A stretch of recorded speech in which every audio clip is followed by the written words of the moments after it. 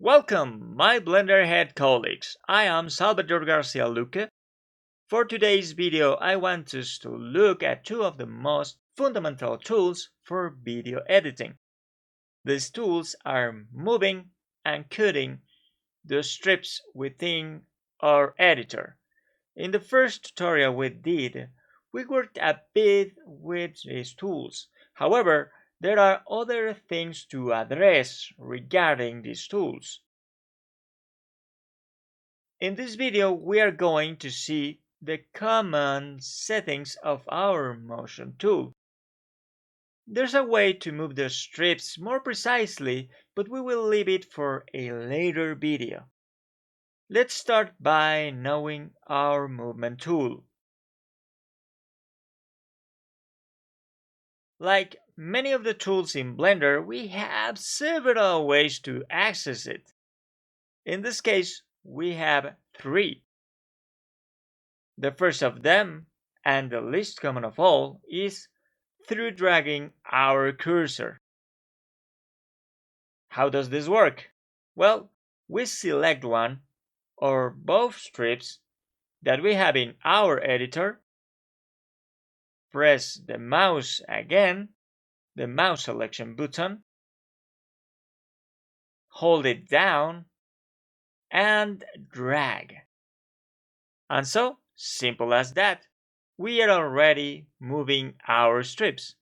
If we want to negate this selection, we can negate it without releasing the select button, pressing the escape key or the right button of our mouse, the button opposite to the selection button. We press it and voila! Our strips return to the previous position they had.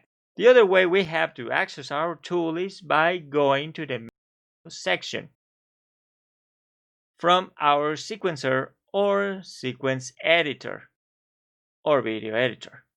We go to strip in the transform section, and there we will find the move tool above all.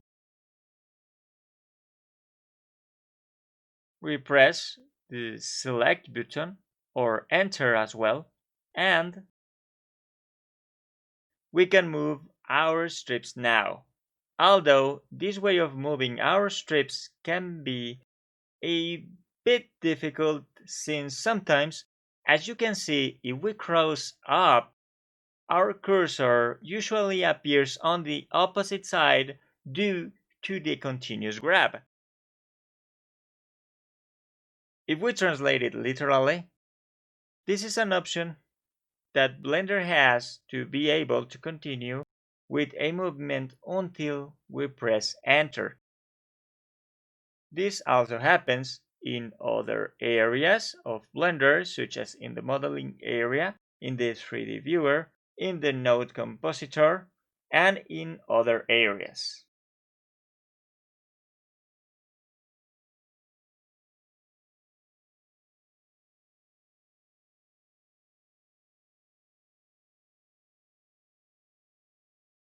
We press escape. The third way we have to move our strips is through the shortcuts that, as you can see, appear right here in the transform menu. Here it is the G key. This command is repeated in all other parts of Blender. When we want to move something, we can drag it or we can press the G as well.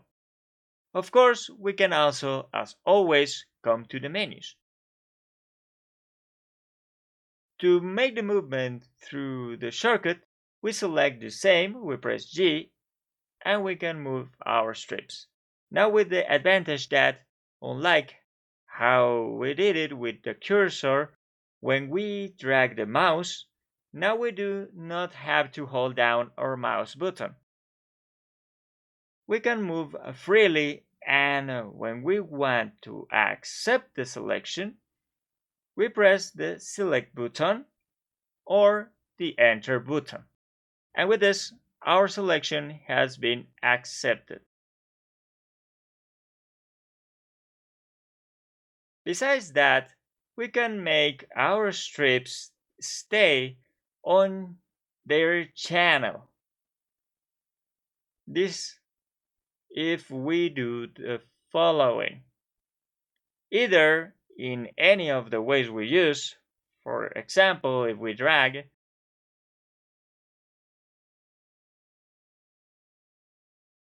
we can make them get stuck and only move horizontally so that they do not leave the channel in which we have put them. This happens if while we are dragging we press the X key. This thinking that this was a 3D view and there were coordinates. We are working it in the X coordinate. And even though I move the cursor up or down, the strips do not follow the cursor. They remain in their channel. Escape. The same happens if we don't want to change our strip's position. And we do not want to change the location they have, but we want to change the channel.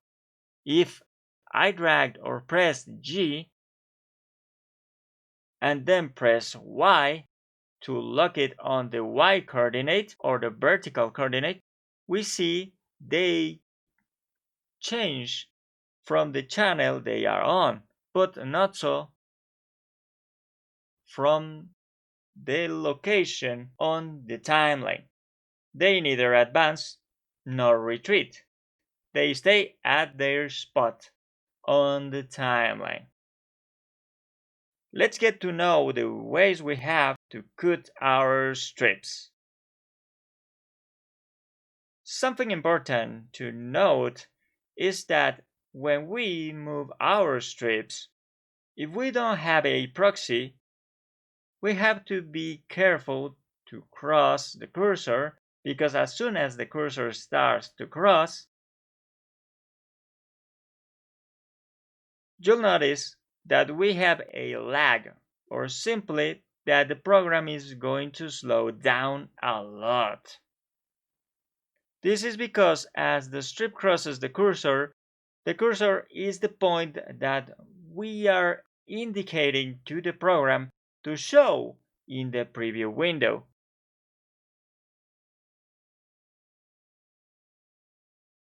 So while crossing a video strip on this cursor, you are going to run into this problem if we don't have a proxy or if we don't remove this window. If, for example, you maximize the window, you can see that I really don't have the problem anymore because Blender is no longer trying to produce this video in this window.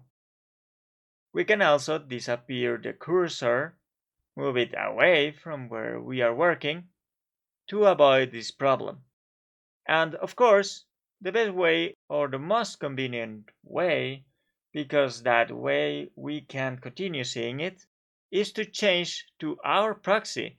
Add the proxy so that there are no difficulties in the movement even though we cross the cursor with our strip. Now we're going to know how we can cut our video and audio strips in Blender. In Blender, we have only two ways to cut our strips. One of them is through the menu and the other is through the shortcuts. We do not have a gesture with the cursor as we do with the movement. We head to the strip again, and right here we are going to have our two cut options. One called split or separation, and another hold split or maintain separation, before known as soft cut and hard cut, respectively.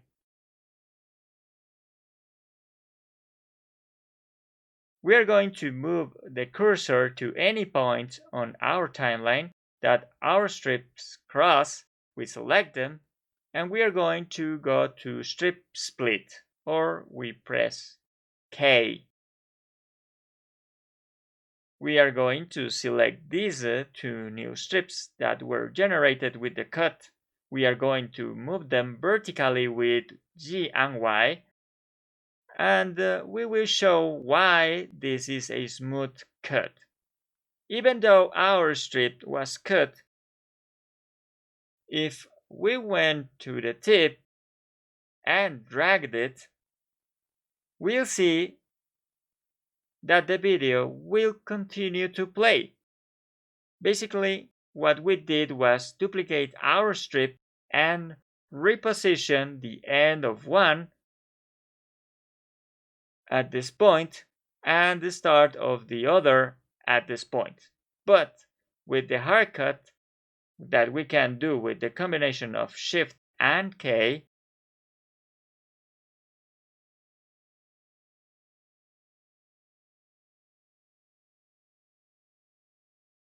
you'll be able to see that the strip that was generated acts differently. We are going to remove this.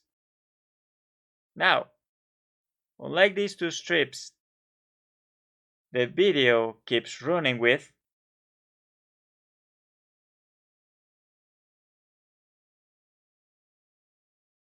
at the point where we made a cut in this one, you'll see that it stays. We can no longer advance. And we can even do a smooth cut now. Separate this and we are going to keep that frame. This is the easiest way to make a freeze frame with Blender.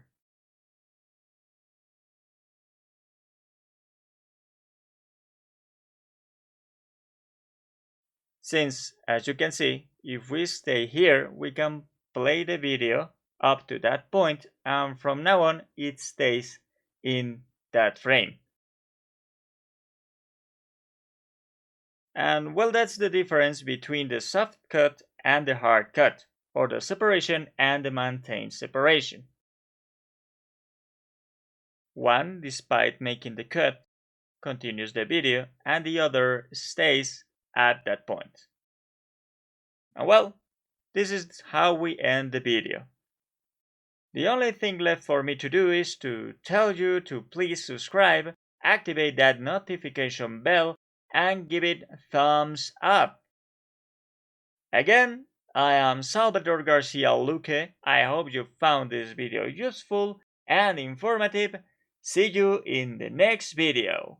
Until the next one.